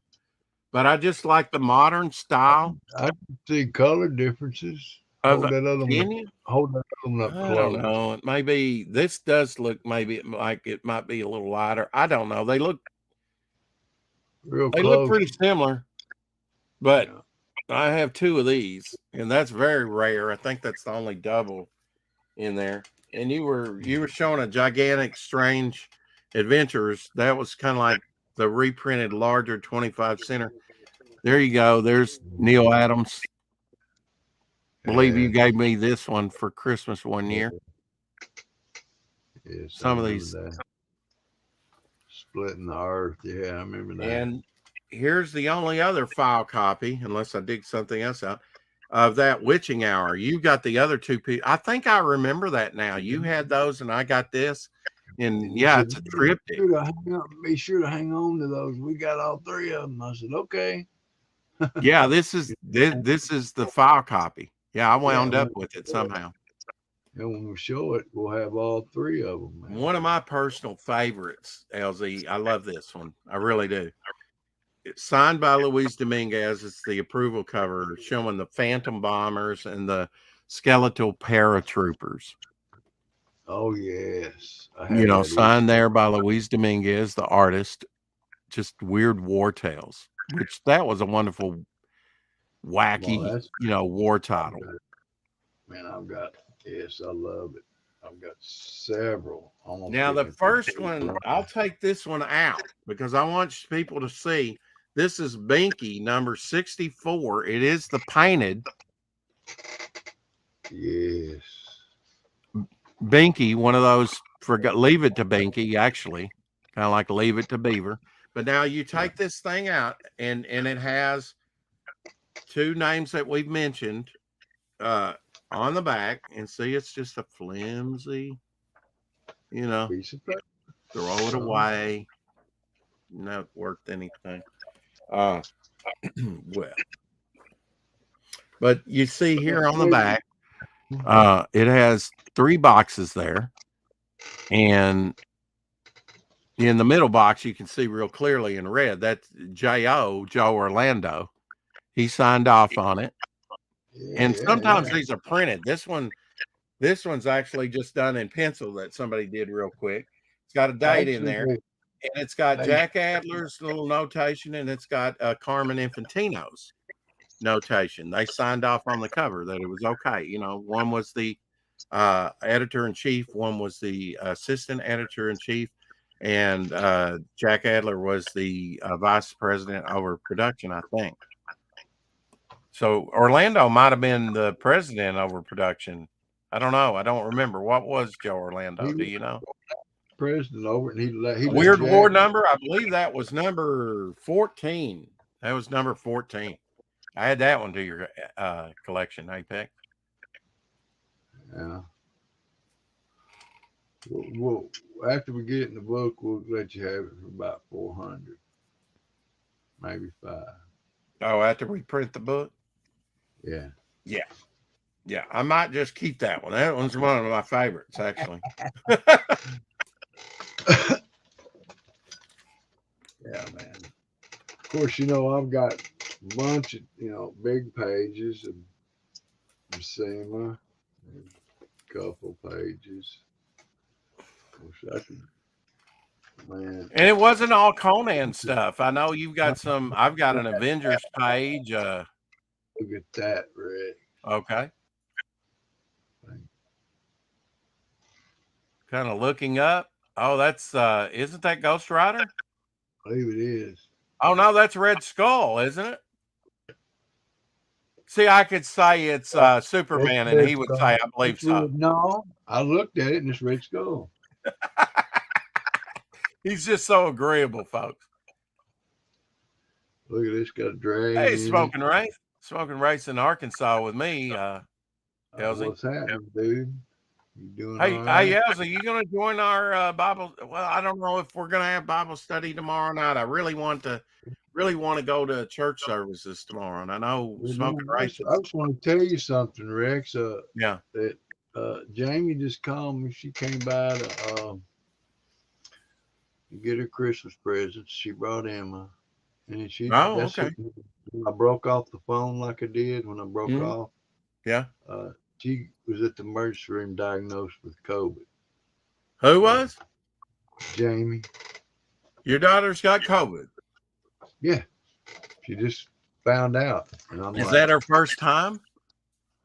I don't think so. And okay. She says it's not hitting her too hard. I don't know. Well, she works at a veterinarian's office, and so there's people coming and going in there all the time. Let me show them a picture of who we've been talking about, Elzie. This is Jack Adler, the man, the myth, the legend, and there's our friend post him having his esophagus removed and everything. And this and on the name tag here, I was thinking 2026, but it says clearly 2004 here. So he was honored for a Lifetime Achievement Award. And see, there's that tomahawk that he's holding unsigned. The one you used to own, traded back, and then he took it and Jack's holding it there, and he signed it, and it's in my collection now. Cool. And I've got the other one, so it's a diptych, to that one, making it even more valuable. So we hope to do a book on him here pretty soon.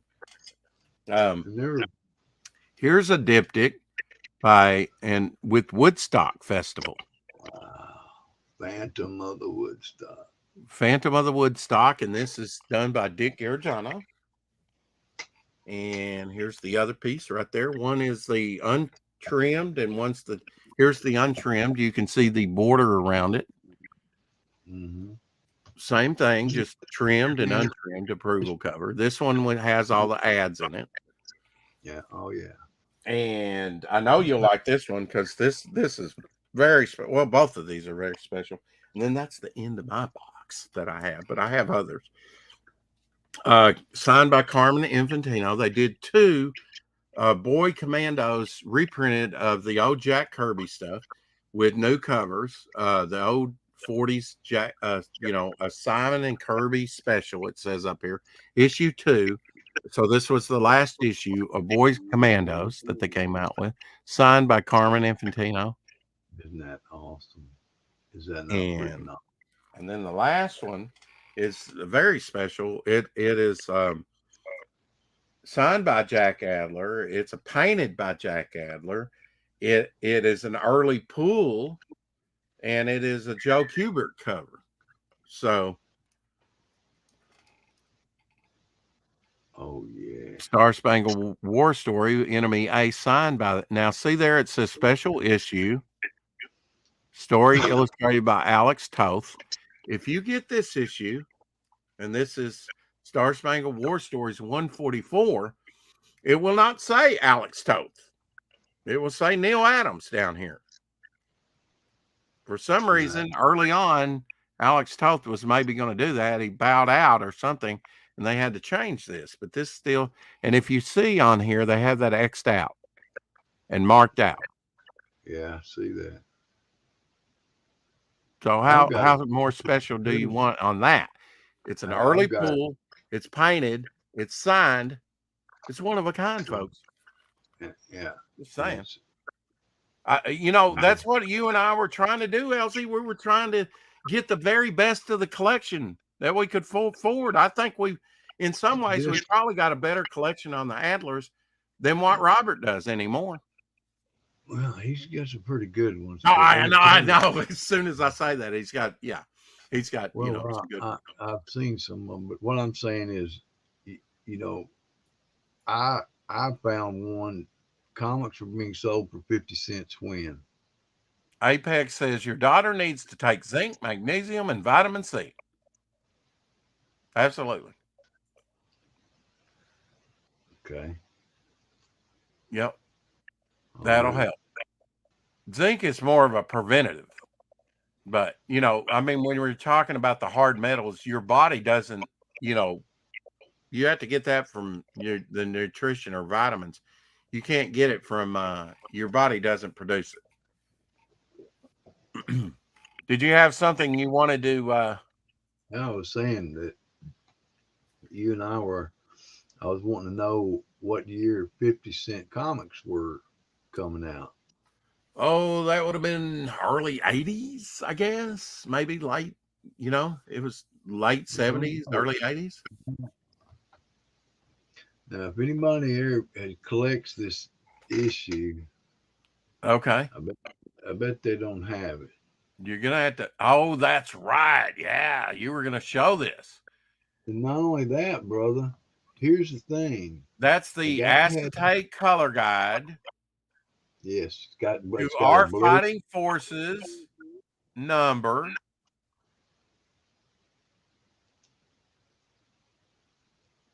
$182 that was never printed. 182 that was never printed. This comic never came out. But there's the color guide to the comic that never came out. You know now this here was and that was probably canceled in 1978. I'm going to take a guess because there were a lot of DC titles canceled in 1978. That's what it says, 1978. Now the date he sold it was in 2013. Okay, he didn't sell this to me. I bought this on eBay and I bid $100 and got it for $99. Wow. But now when you bought it, you didn't realize you were looking up in the Overstreet price guide. The guy told me on that. You didn't know that this didn't exist. It was never printed. Well, the title said last issue. Never published. Yep. How cool is that? Having artwork, production artwork to a thing that never came out. The Losers, there's a tiger on the cover. Nice tiger cover too, yeah. The kids, and there's Nazis back here, you know. Oh, you got Nazis on there too? All right, there you go. They're right there, look. Wow. These are Nazis. These little guys, there's about 4 of them back there. Yeah, I see them now. Yeah, then I blow you up there. There's a couple of them charging in on Animal Sea. Mm-hmm. Looks like okay, so 78. Yeah, okay. Look, he's on a horse. That's part of a horse, a carousel. Mm-hmm. There's the foot of the horse right there, and there's the head of the horse.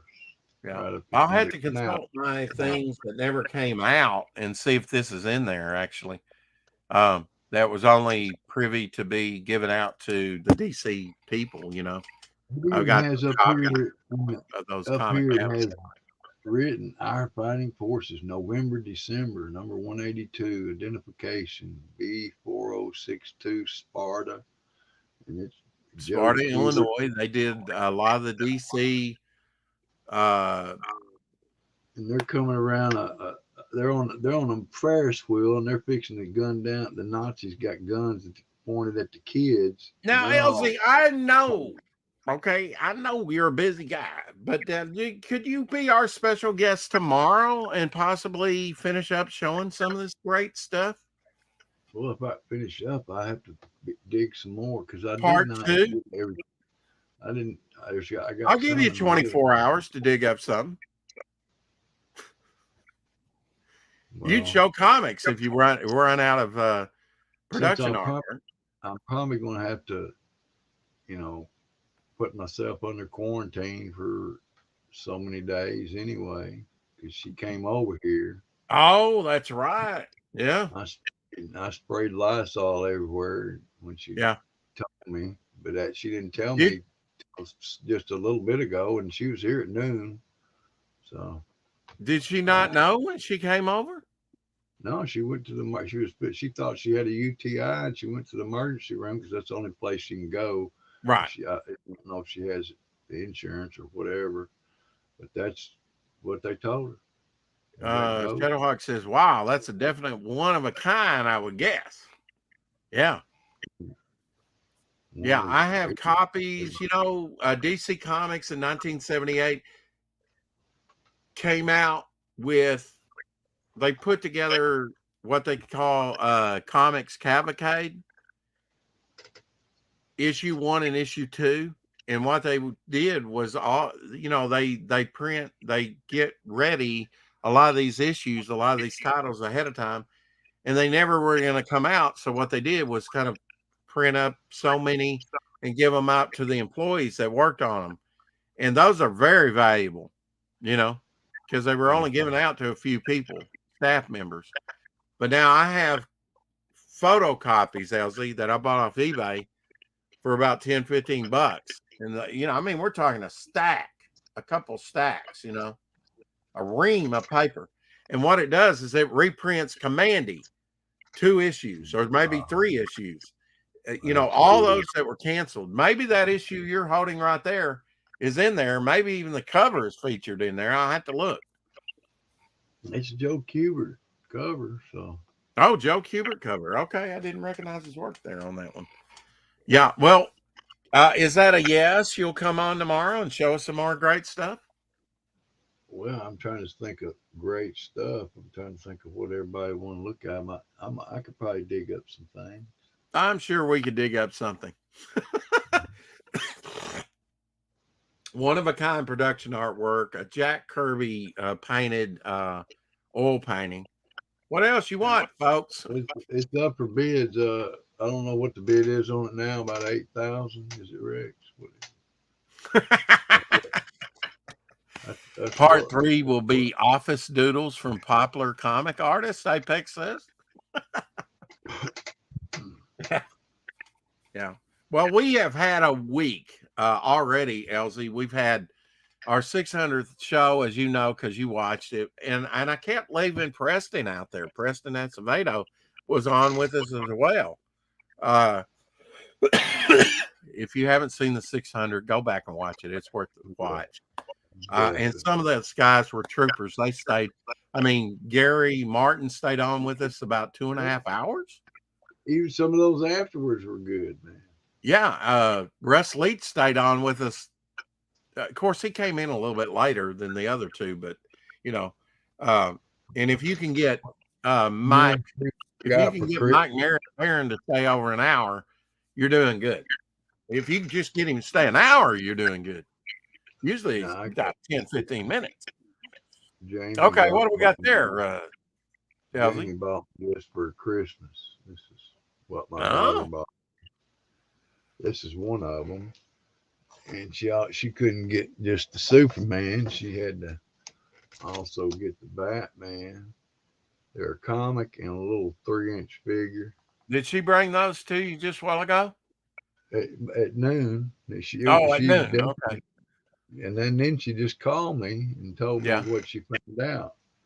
But she went to Walmart and bought me a pack of those comics. But look at this. This one was an acetate cover, man. Really cool. Okay. I love acetate covers. City of Bane. You know they didn't make those acetate covers back in the 50s, don't you? Oh, the covers were a recent invention. Now the covers were, but now I'm sure acetates. The production artwork was. I've got some Batmans that go back to the 50s. I just can't believe people would just, it's like they want to accuse us of fraud or something. Well, yeah, I mean, they're like we get asked that all the time about the production stuff. Is it original artwork? Yes, it is. Yeah, in a way. I mean, it's part of and especially the painted pieces done by Jack Adler. Yeah, original production art. It doesn't matter if it's made in a graphic novel, reprint, or whatever. It's still done through the printing through comics. But see, they don't understand. They say, "Oh, it ain't never been used, man." I said, "Yeah, I would have held up that. I'd have had that Fantastic Four #1 listed if it thought it was going to be dishonest." Well, they can think what they want. That's okay. I've got the color guide to Avengers #4 right here in my house. Yeah, they won't, and it's not a paper one. Now it could have been paper, but that's not who they were dealing with. They put it on acetate, and those tend to be more sturdy. Of course, they don't yellow over time. And I've got one I can't find, but it's around it. Well, I've got more than one I can't find, when it comes to those acetates, as you well know. But we're going to get out of here. We're at the 2-hour mark. Thanks everybody for joining us. So that's a definite. You'll be on tomorrow showing us some more great things, at least some killer comics, right? I'll show something. Yeah. We'll show something. Yeah. Yeah. That's you know me. I can show stuff for 3 days and probably good. I'm not giving you Monday. I don't have anybody penciled in, but yeah. You're definitely welcome to come back. Now wait a minute. What is Monday? Monday. All right. So tomorrow's Christmas Eve, right? Yes, it is. And then Monday is Christmas. But it's one day after the other, and I'll be here. I'm the Walgreens model of Godfolk says I can do Tuesday, Wednesday, or Thursday of this week. So long. So we'll have Godfolk on again this week. This coming up.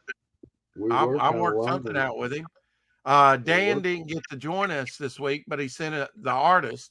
Hopefully both of them will come on. I'll get off of here and respond to him and set this up. And we'll have some more guests on. We've got some good ones lined up. We've got some good stuff coming up. Our 2nd year anniversary. Just all kinds of stuff. It's it's a great time to be alive. You know what? I might be sitting here quarantined on New Year's Eve. I'll be sitting here partying with you guys. Who knows? There you go. We might. Like I said, if you let me, I might come back for a while since I'm gonna have to be here anyway. We might have to crack a beer. Well,